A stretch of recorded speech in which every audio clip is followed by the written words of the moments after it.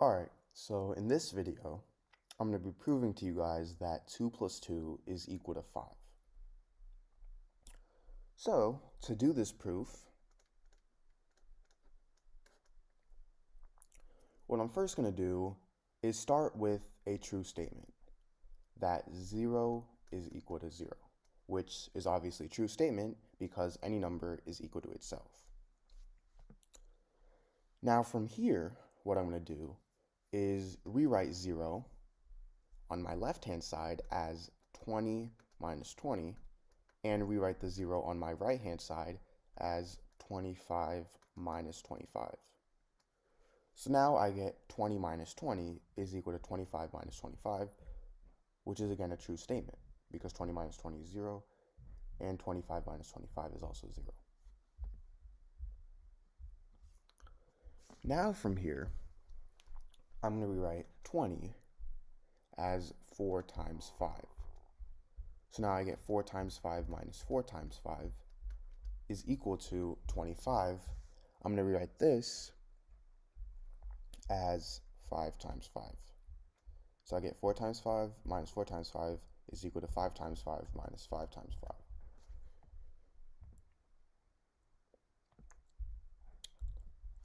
5. And now, if I have something in the form a times b minus a times b is equal to b times b minus b times b, which is this form, well, notice how we can simplify this by factoring out the greatest common factor.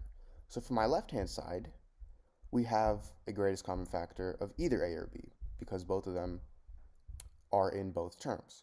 So what I'm going to do is I'm going to rewrite this as a times b minus b. Basically, I factored out a.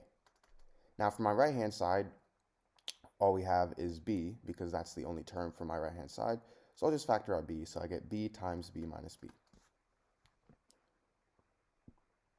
So now in the case of this, for my left-hand side, I'm going to factor out 4. So I get 4 times 5 minus 5, which is equal to, for my right-hand side, I'm going to factor out 5. So I get 5 times 5 minus 5.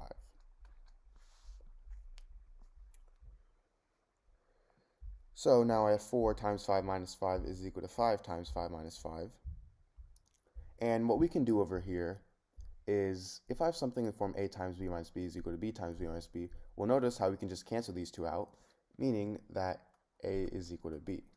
So in this case, I have 4 times 5 minus 5 is equal to 5 times 5 minus 5. I can divide both sides by 5 minus 5. And these two cancel out, these two cancel out, and I'm left with 4 is equal to 5. Now, going back to our original equation, I said that I was going to prove that 2 plus 2 is equal to 5, right? Well, what is 4 equal to? 4 is equal to 2 plus 2. So I get 2 plus 2 is equal to 5. So I just proved that 2 plus 2 is equal to 5. And now I know what you're thinking. This is mathematically incorrect, right? How can 2 plus 2 equals 5 when 2 plus 2 is equal to 4? Well, look back here and try to figure out where I made an error. So the error is actually right here in this step where I divided both sides by 5 minus 5. So let me write this right here. I have 4 times 5 minus 5 is equal to 5 times 5 minus 5, right? Well, instead of just going on and dividing both sides by 5 minus 5, what is 5 minus 5? 5 minus 5 is equal to 0, right? So this is basically 4 times 0 is equal to 5 times 0. And then now, if I try to divide both sides by 0, well, 0 divided by 0, that is not equal to 1. 0 divided by 0, that's indeterminate. So we can't actually cancel these out, because if we cancel it out, we're implying that 0 divided by 0 is equal to 1, which is wrong. So that's actually where I made the mistake when I canceled out the 5 minus 5s. I wasn't allowed to do that because that's basically dividing 0 by 0, and that is against the laws of mathematics. So this means that 2 plus 2 is not equal to 5. So, yeah. Alright, so in this problem, I have x minus 2 to the power of 3 is equal to negative 8. So to solve this, I'm going to first start by adding 8 on both sides. So then these two cancel out, and I get x minus 2 to the power of 3 plus 8 is equal to 0. Now from here, I can rewrite 8 as 2 to the power of 3.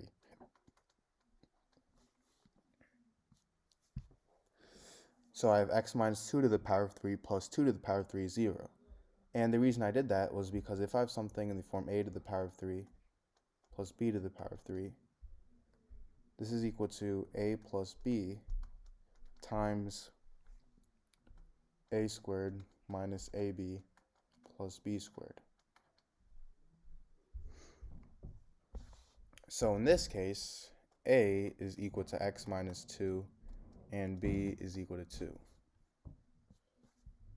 So I get x minus 2 plus 2 times x minus 2 squared minus 2 times x minus 2 plus 2 squared. And this is equal to 0. Now we can simplify this. So negative 2 and positive 2 cancel out. So I get x times x minus 2 squared is the same thing as x squared minus 4x plus 4. And then negative 2 times x minus 2, I can distribute the negative 2. Negative 2 times x is negative 2x. And negative 2 times negative 2 is positive 4. And finally I have this plus 2 squared, which is equal to 4. Now from here, we can simplify what's in the parentheses. So I get x times x squared minus 4x plus 4 minus 2x plus 4 plus 4. So this simplifies to x squared. Negative 4x minus 2x is negative 6x. And now I'm left with plus 4 plus 4 plus 4, which is plus 12. This is equal to 0.